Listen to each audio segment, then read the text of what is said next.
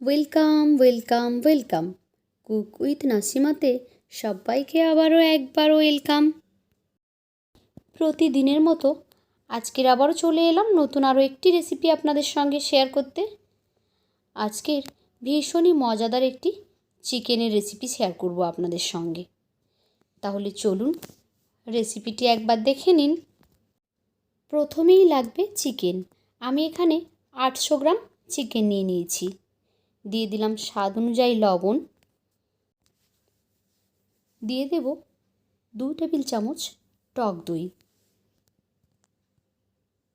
সেই সঙ্গে দিয়ে দেব 1 টেবিল চামচ আদা রসুনের বাটা, আর তার সঙ্গে দিয়ে দিচ্ছি আমি 1 টেবিল চামচ গোলমরিচের গুঁড়ো, আর দিয়ে দিচ্ছি 2 টেবিল চামচ ফ্রেশ ক্রিম। এখন সমস্ত উপকরণকে চিকেনটার সঙ্গে হাত দিয়ে খুব ভালোভাবে মিক্স করে নিচ্ছি। মিক্স করে এটাকে ম্যারিনেট করতে দিয়ে দেব আমি 20 থেকে 30 মিনিটের জন্য। সময় বেশি থাকলে আপনি 1 ঘন্টাও ম্যারিনেট করতে পারেন, আর কম থাকলে সঙ্গে সঙ্গে রান্নাটা করতে পারেন।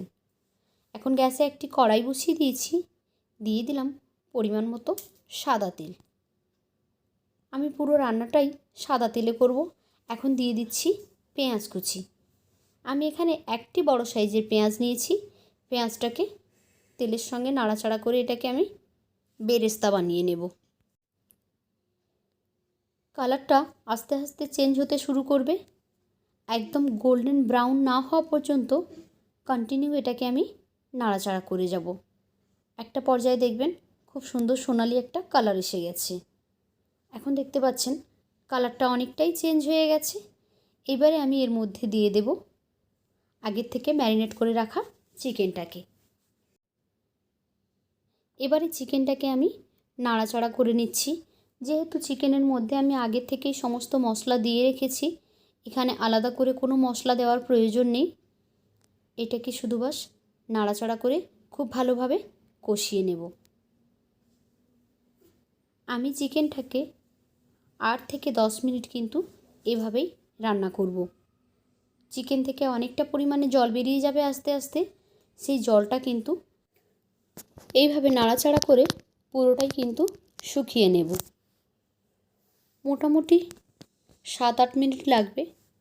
যদি হাই ফ্লেমে রাখেন তাহলে হাই ফ্লেমে রাখার চেষ্টা করবেন, যাতে করে পুরো জলটা শুকিয়ে যায় তাড়াতাড়ি আর কষানোটাও হয়ে যায়। এখন এটা পুরো কষানো হয়ে গেছে। আমি এখানে দিয়ে দিলাম 1 চামচ চিনি। যেহেতু টক দই দিয়েছি তাই চিনিটা ব্যালেন্স করে দেবে, সেই জন্য দিলাম। আর এখানে আমি 3টে কাঁচা লঙ্কাকে এইভাবে ভেঙে দিয়ে দিলাম, যাতে করে খুব সুন্দর একটা স্মেল আসে রান্না থেকে, সেই জন্য দিয়ে দিলাম। এখন পুরোপুরি কষানো হয়ে গেছে এটা। আমি এখানে পরিমাণ মতো জল দিয়ে দিচ্ছি। খুব বেশি জল রাখবো না, এটাতে পাতলা ঝোল রাখলে ভালো লাগবে না। গ্রেভি গ্রেভি থাকবে, একটু থিক গ্রেভি, সেই জন্য এখানে অল্পই জল দিয়েছি। উপর থেকে দিয়ে দিলাম কাসুরি মেথি।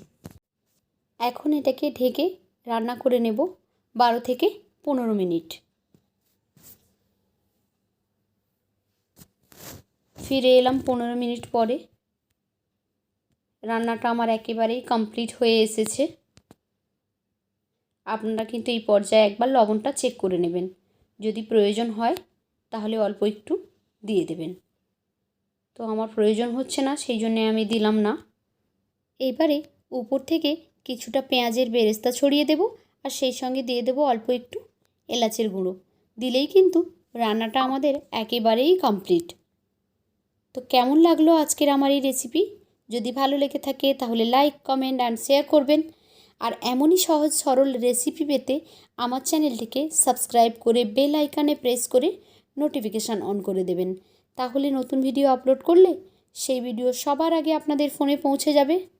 তো আজকের মতো এই পর্যন্তই। ফিরে আসবো আগামীকাল নতুন একটি ভিডিও নিয়ে।